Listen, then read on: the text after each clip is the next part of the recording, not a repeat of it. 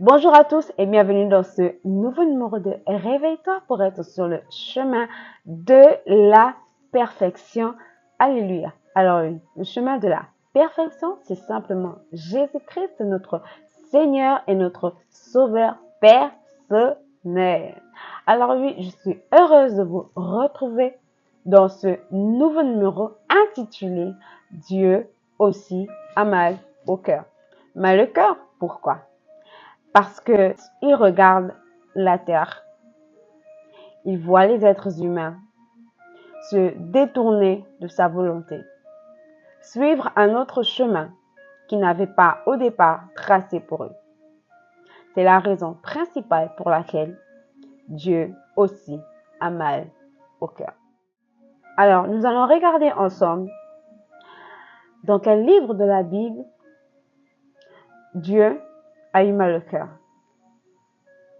Alors, cette histoire se trouve dans le livre de la Genèse, le chapitre 6. C'est l'histoire de Noé. Alors Noé vivait dans ce pays, dans cette partie du monde où il n'y avait que violence, il n'y avait que dépravation, il n'y avait que mensonge, vol, et cela toute la journée. Genèse le chapitre 6, au verset 1. Quand les hommes commencèrent à se multiplier sur la terre et que les filles leur naquirent, les habitants du ciel constatèrent que ces filles étaient bien jolies et ils en choisirent pour épouse. Alors le Seigneur se dit, je ne peux pas laisser les hommes profiter indéfiniment du souffle de vie que je leur ai donné. Ils ne sont qu'après tout que des êtres mortels. Désormais, ils ne vivront plus que 120 ans. C'était l'époque où il y avait des géants sur la terre. Il en resta même plus tard. Ceux-ci étaient les héros de l'Antiquité, au nom céleste. Ils étaient nés de l'union des habitants du ciel avec les filles des hommes. Le Seigneur vit que les hommes étaient de plus en plus malfaisants dans le monde et que les penchants de leur cœur les portaient de façon constante et radicale vers le mal. Il en fut attristé et regretta d'avoir fait l'homme sur la terre. Il se dit, il faut que je balaie de la terre les hommes que j'ai créés. Et même les animaux, grands ou petits, et les oiseaux. Je regrette vraiment de les avoir faits. Mais Noé bénéficiait de la bienveillance du Seigneur. Voici l'histoire de Noé, qui était père de 3 fils, Sem, Cham et Japheth. Seul, parmi ses compatriotes, Noé était un homme droit, fidèle à Dieu, il vivait en communion avec Dieu. Mais aux yeux de Dieu, l'humanité était pourrie. Partout, il n'était que violence. Quand il regardait la terre, il constatait que tout le monde s'y était dévoyé. Il dit alors à Noé, j'ai décidé d'en finir avec tous les êtres humains. Par leur faute, le monde est en effet rempli de violence. Je vais les supprimer de la terre. Construis-toi une arche, une sorte de grand bateau en bois de cyprès. Tu l'aménageras en nombreux compartiments et tu l'induiras de bois à l'intérieur et à l'extérieur. Alors, dans cette histoire, nous remarquons ici que Noé a eu la faveur de Dieu. Pourquoi? Tout simplement parce qu'il était fidèle à Dieu. Pendant que ses compatriotes étaient en train de se détourner de la voie de Dieu, Noé marchait de plus en plus avec Dieu. Tandis que ses compatriotes se liguaient à des penchants tout aussi néfastes. Eh bien, le cœur de Noé était rempli d'amour, d'affection pour son Dieu. C'est ainsi que Dieu regarda le cœur de Noé. Il a vu que Noé était fidèle. Il a vu que Noé était un homme droit, sincère, vrai, qui respectait les commandements de Dieu. C'est alors qu'il lui dit, construis-toi une arche. Construis-toi une arche. Alors ici, Dieu ne voulait pas seulement sauver les animaux, mais il voulait aussi sauver les hommes. Mais quand son regard parcourait la terre, il remarquait que aucun homme ne se souciait vraiment de lui. Tous l'avaient abandonné. Tous l'avaient rejeté. Tous l'avaient poussé. Aucun d'eux ne voulait regarder à lui. Personne ne voulait lever les regards vers le Dieu très haut, contempler sa majesté. Seul Noé le faisait. Et c'est pour ça qu'il a bénéficié de sa faveur. C'est à cause de nos fautes que Dieu a détruit notre espérance de vie. Car oui, lorsque les êtres célestes ont remarqué que sur la terre, il y avait une créature, les femmes qui étaient tellement waouh, magnifiques, ils ont décidé de venir faire leur vie avec ces femmes. Ainsi, la terre a été pervertie. La terre a été souillée, salie. Et quand Dieu a regardé, il a vu que la terre était complètement pourrie. Il dit à Noé, mes yeux ont parcouru le monde et je n'ai trouvé que toi seul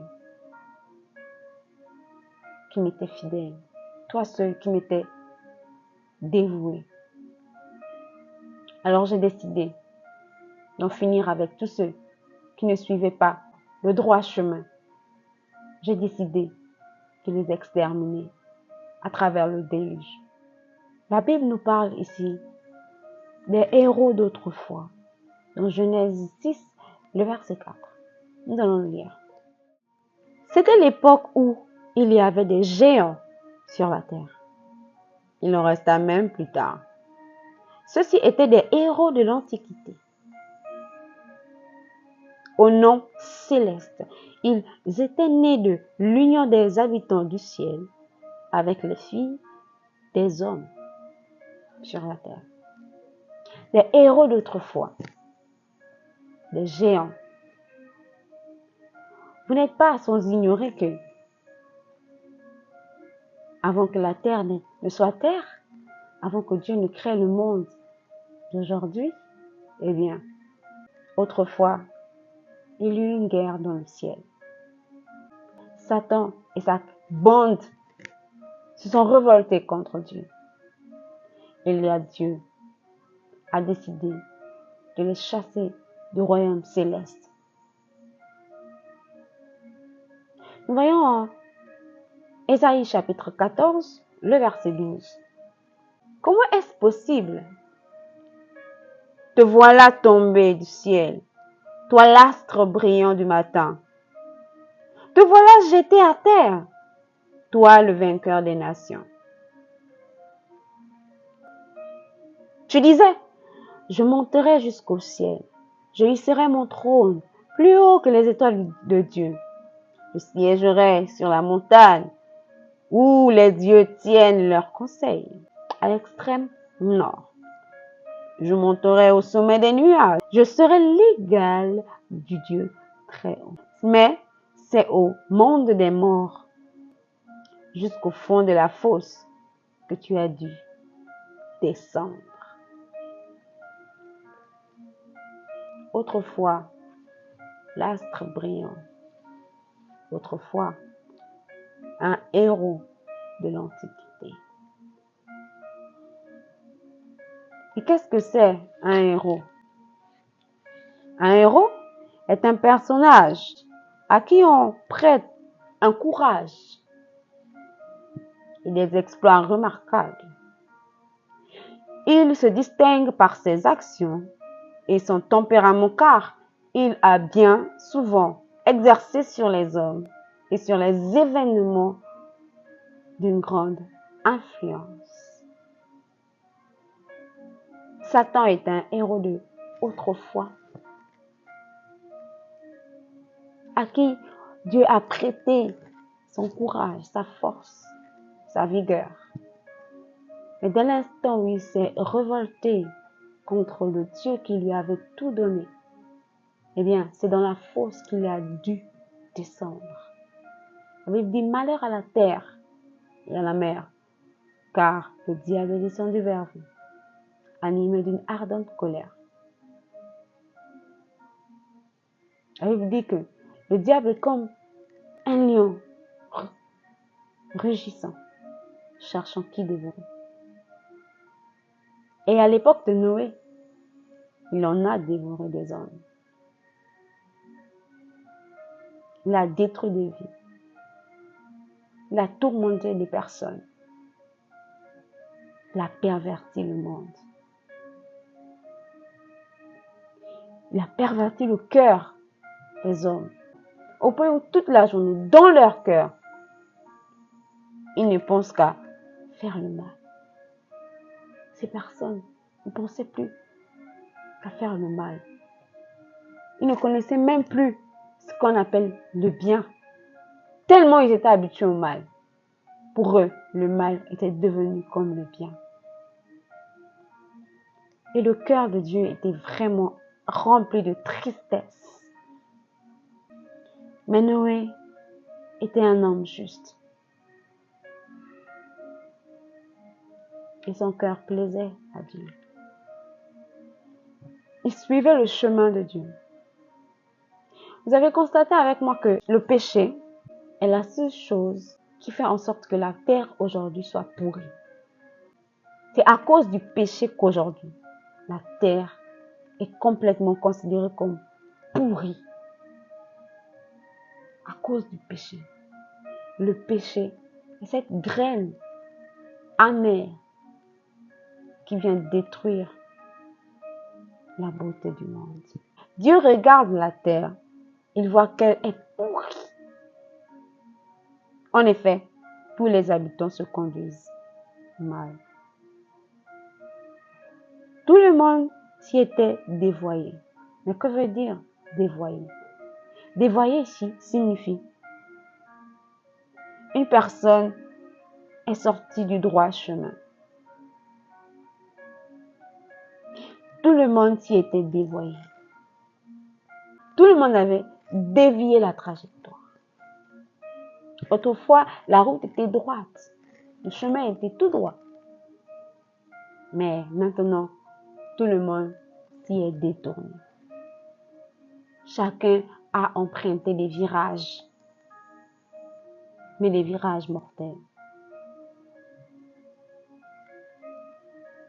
Où règne la débauche, l'immoralité, la perversion, l'hypocrisie, la jalousie, la haine et toutes ces choses. Dévoyer signifie détourner quelqu'un du droit chemin. Le dégrader moralement. La Bible dit que l'âme qui pêche, c'est celle qui mourra. Mais Dieu dit à Noé, construis-toi une arche. Dieu ordonne à Noé de se construire une arche au milieu de cette génération pervertie. Dieu ordonne à Noé de se construire une arche. Car c'est elle qui lui servira d'abri, de refuge tout le long du déluge. Noé vivait à une époque où il y avait de la violence, à une époque où le mal était normalisé, à une époque où le mal était devenu bien, à une époque où les gens avaient enterré le bien.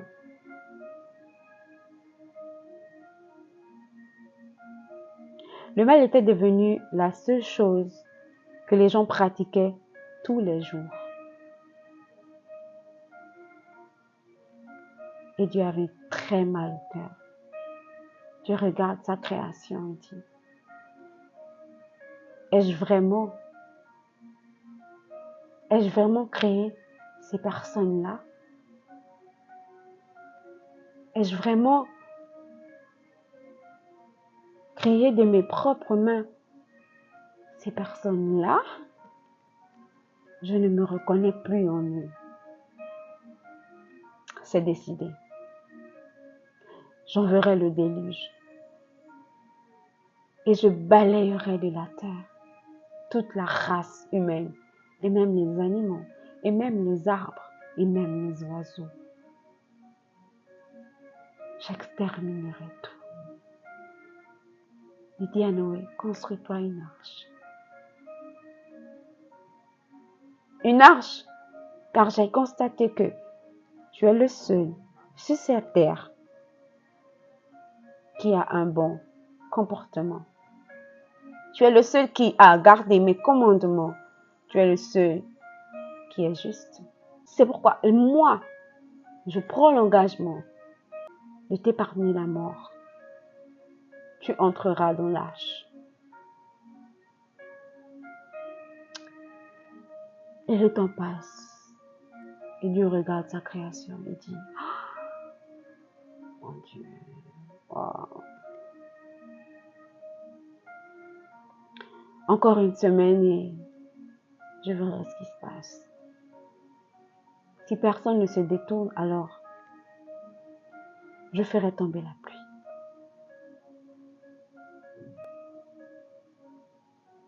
Construis-toi une arche ce matin. Construis-toi une arche cet après-midi. Construis-toi une arche ce soir. C'est la construction de l'arche qui a permis à Noé et à toute sa famille d'être sauvés. C'est la construction de l'arche qui a permis à certains animaux d'être sauvés. Mais Dieu, dans son plan, ne voulait pas seulement sauver les animaux et Noé. Il ne voulait pas seulement sauver une seule famille et laisser les autres se perdre. Non. Il voulait te sauver. Il voulait te sauver toi aussi, ainsi que toute ta famille. Mais ton cœur a été éloigné de lui. Ton cœur s'est dévoyé. Ce matin, il te dit, reviens. Construis-toi une arche. Construis-toi une arche. Au temps de Noé,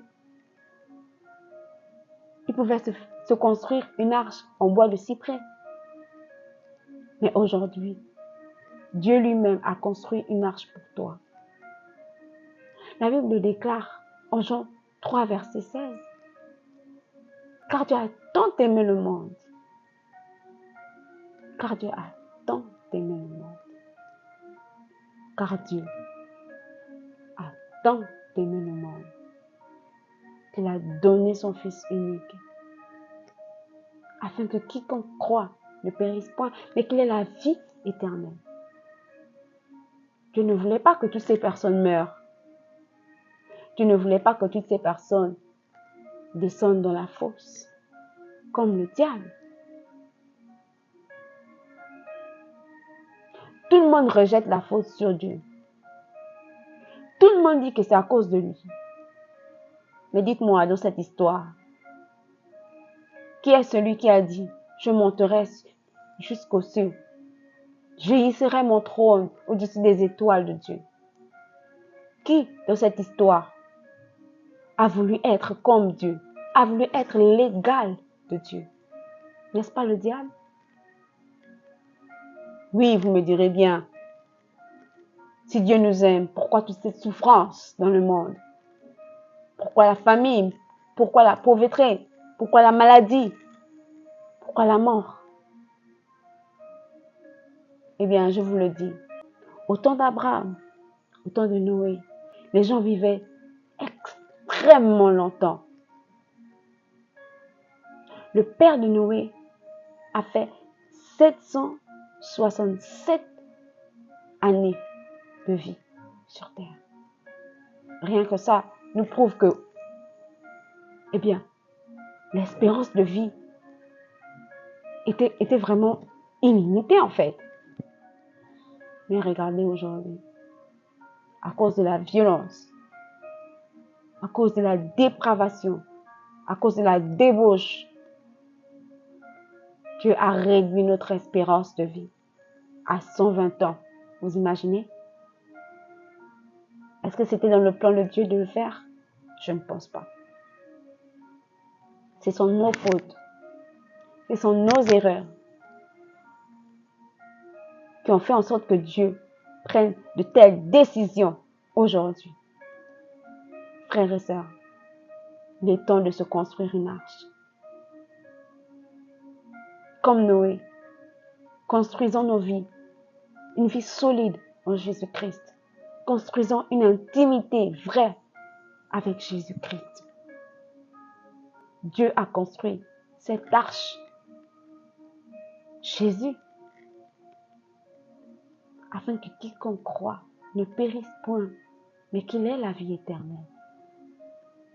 Qu'il ait la vie éternelle. Jésus ne veut pas que tu meurs, et Dieu non plus.